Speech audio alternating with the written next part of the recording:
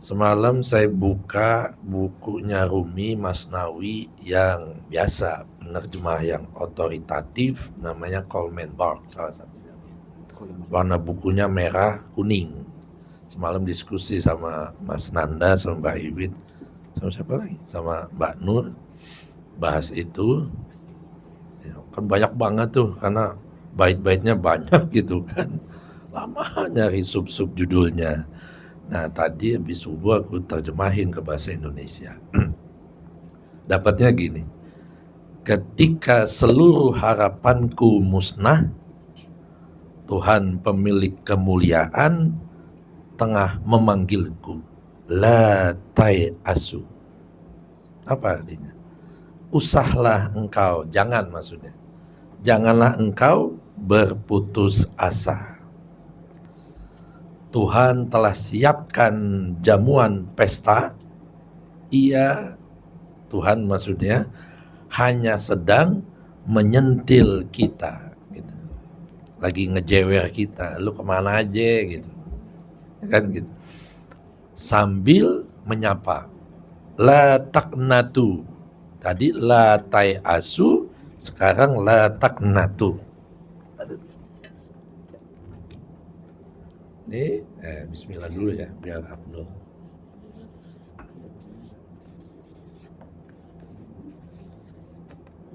La apa tadi? Tai asu. La apa? Tai asu. La tai asu. Kemudian la tak natu.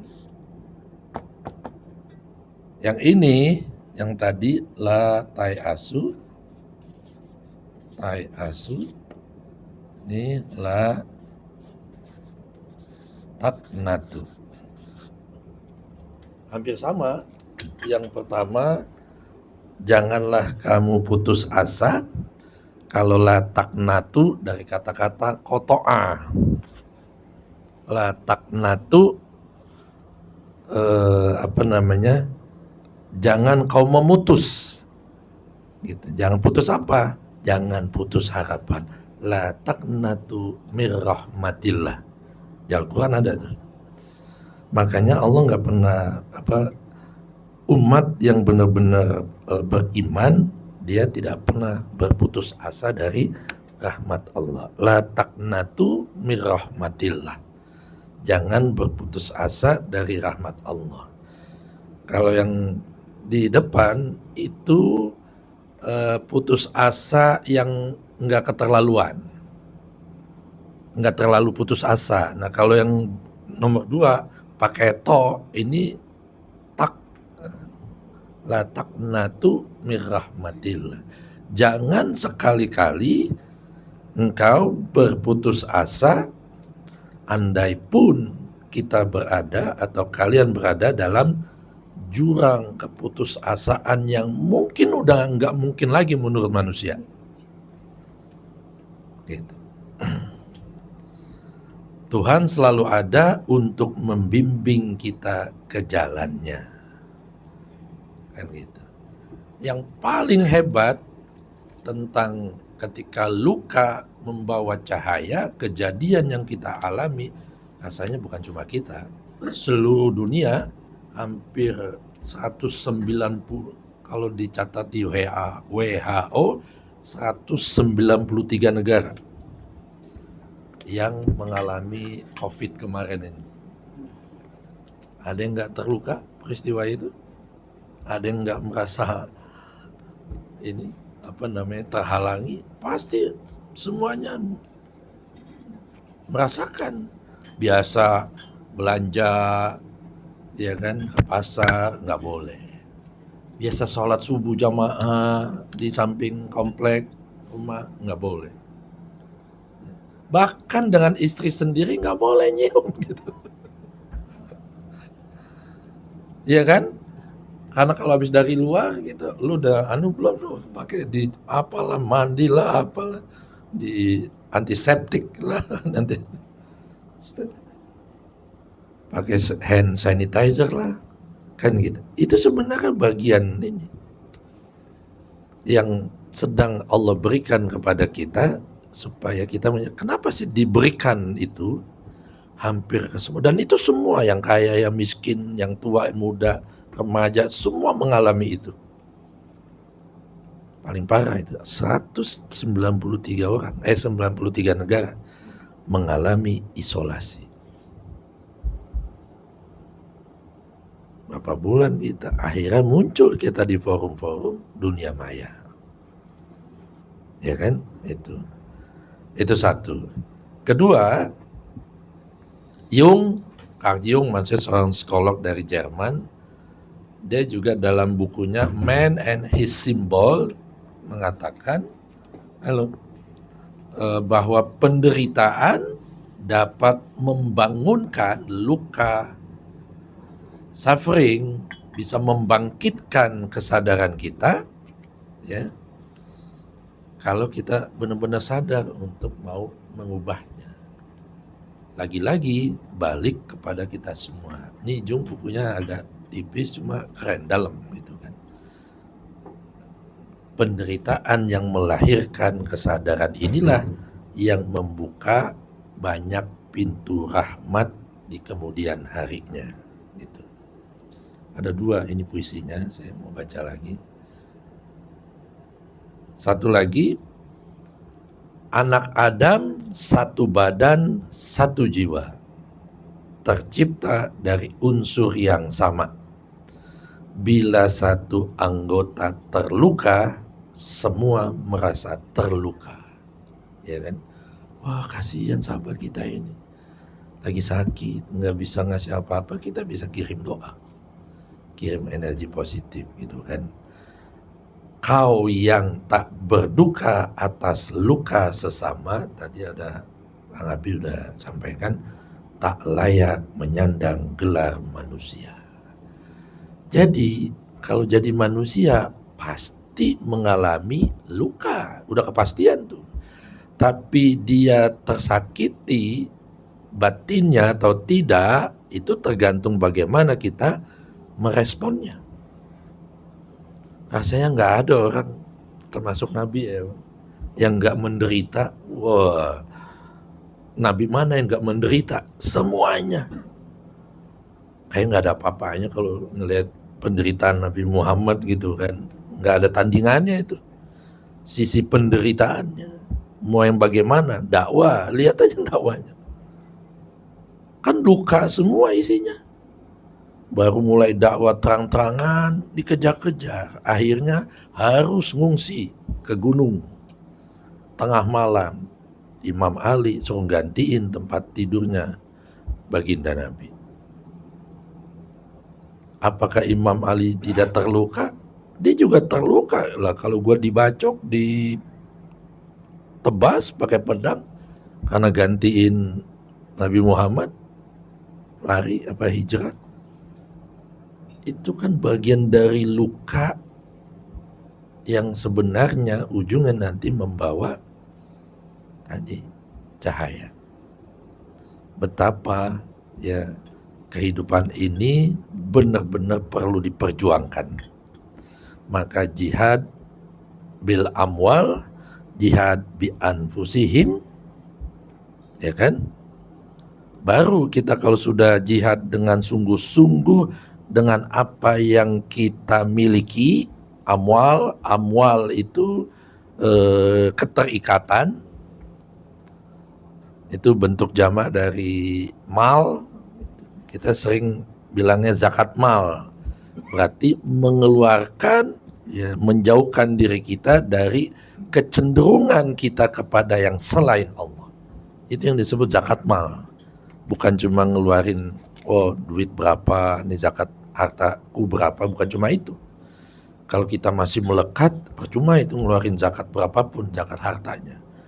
Jadi bukan semata-mata harta benda yang wujudnya fisik itu uang, emas dan segalanya. Tapi di sini adalah bagaimana kita jihad bi amwalihim.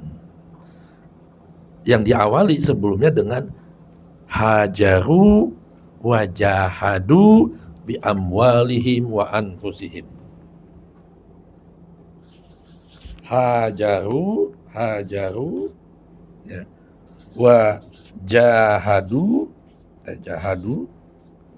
bi amwalihim wa anfusihim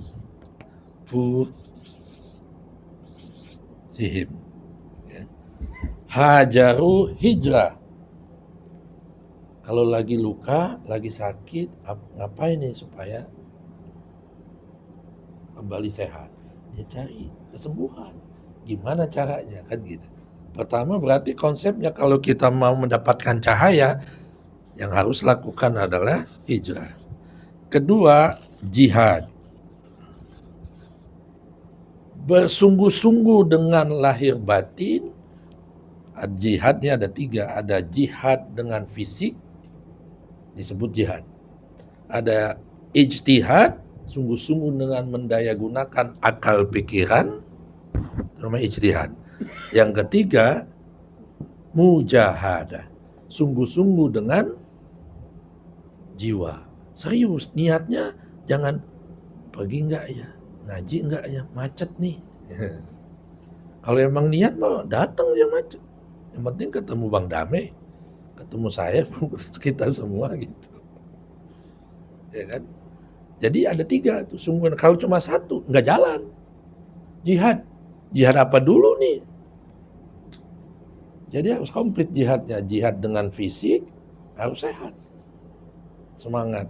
Ada jihad dengan akal pikiran, ijtihad namanya. Yang ketiga, mujahadah dengan jiwa. Itu. Nah, jihad ketiga ini dengan apa jihadnya? Ya. Kesungguhan ini dengan bi'amwalihim. Amwal ini bentuk jamak, bentuk dasar dari mal. Mal kalau dalam bahasa Arab itu mil. Mil itu bahasa Inggrisnya tendency. Apa yang membuat kita cenderung pada sesuatu? Berlebihan. Nah itu tinggalin tuh. Jadi ketika bersungguh-sungguh melepaskan kecenderungan kita kepada dunia yang selama ini menenggelamkan kita. Nah, itu namanya bi amwalihim wa anfusihim, dan dengan diri kita semua. Diri yang mana? Fisik, diri kasar, diri halus, jiwa dan perasaan dan pikiran, dan dengan diri kita yang sejati. Kalau ini 3 hal, 2 hal ini hijrah, jihad dengan amwal dan dengan diri, baru kita bisa masuk ila darussalam, masuk ke rumah yang membawa ketenangan, ketentraman, dan kebahagiaan. Itu yang tadi Mas Habib bilang, luka membawa kita kepada rumah cahaya. Itu pembukaan dari saya. Terima kasih. Silakan. Pemanasan.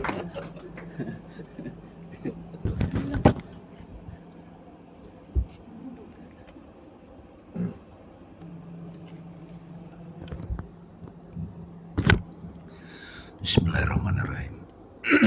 Assalamualaikum warahmatullahi wabarakatuh. Alhamdulillahirabbil alamin.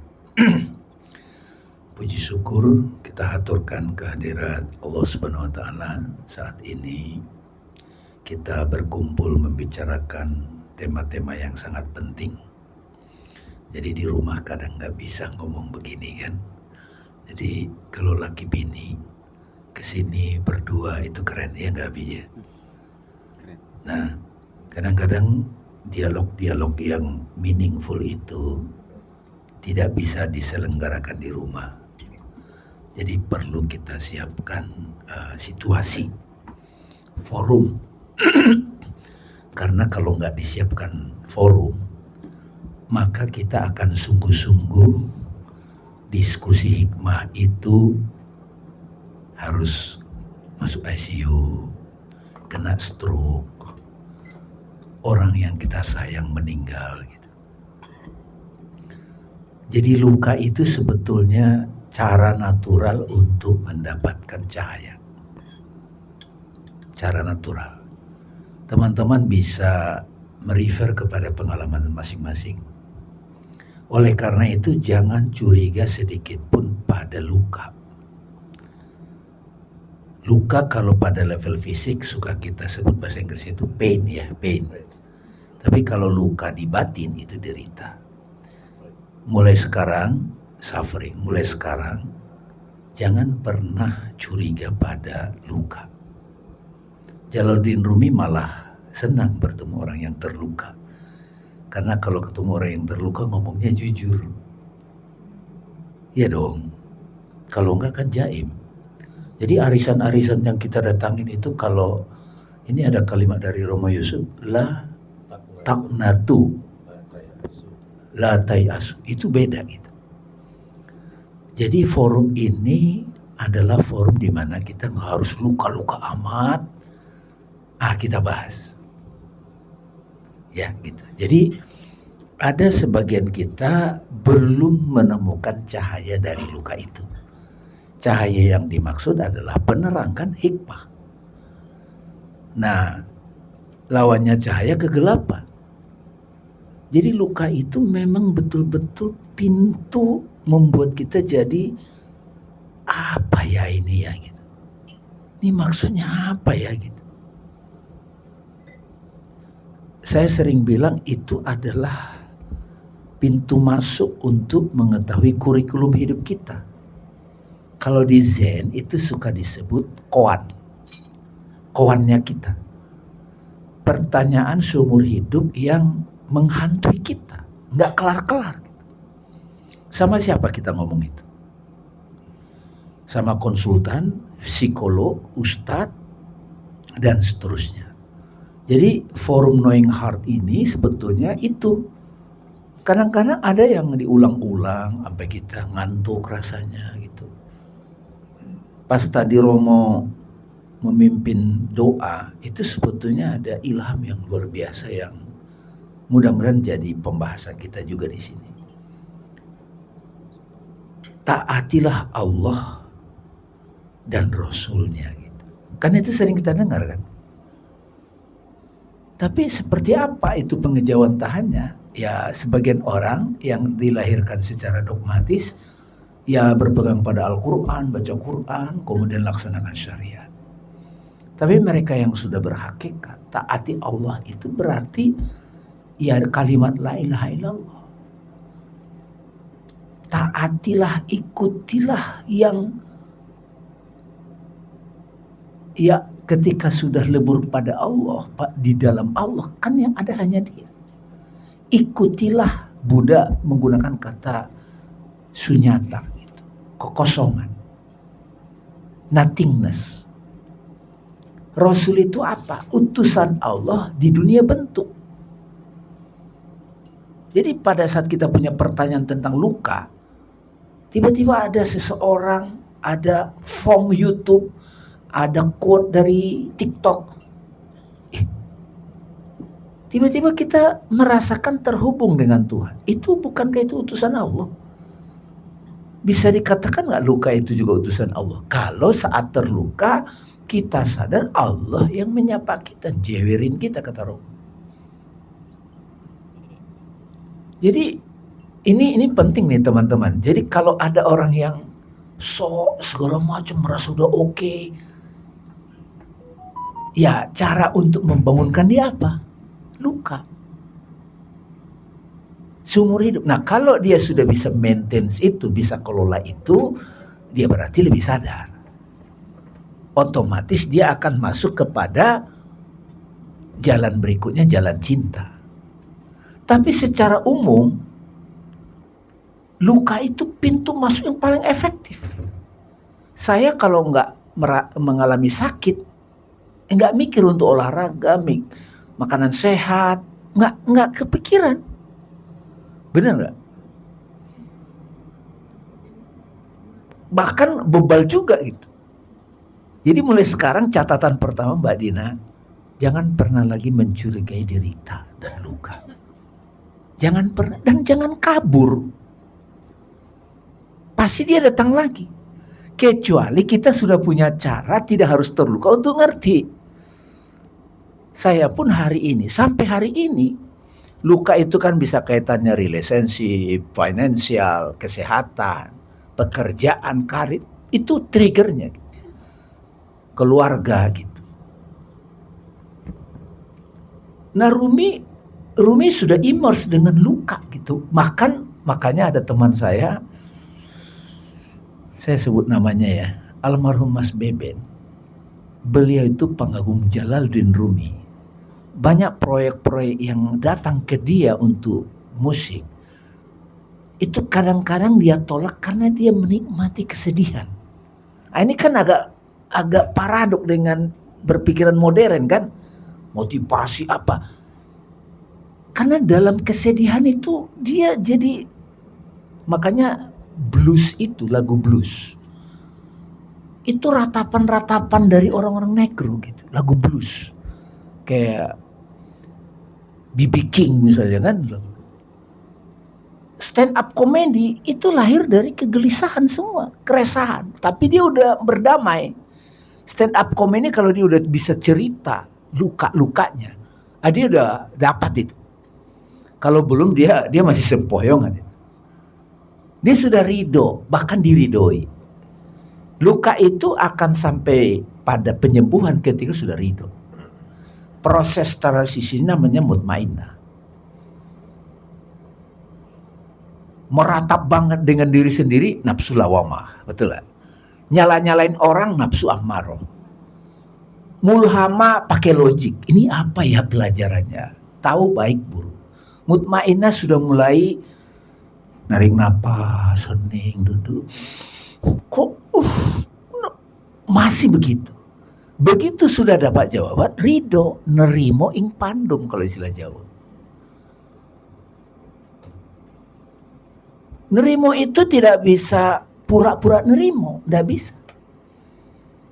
Itu sebabnya kenapa Buddha paling laku di Barat, kata Einstein, agama masa depan Buddha. Karena Siddhartha, anak orang kaya loh ini, raja, anak raja, hidupnya enak terus, tapi masih gelisah. Dia menemukan 4 kebenaran mulia.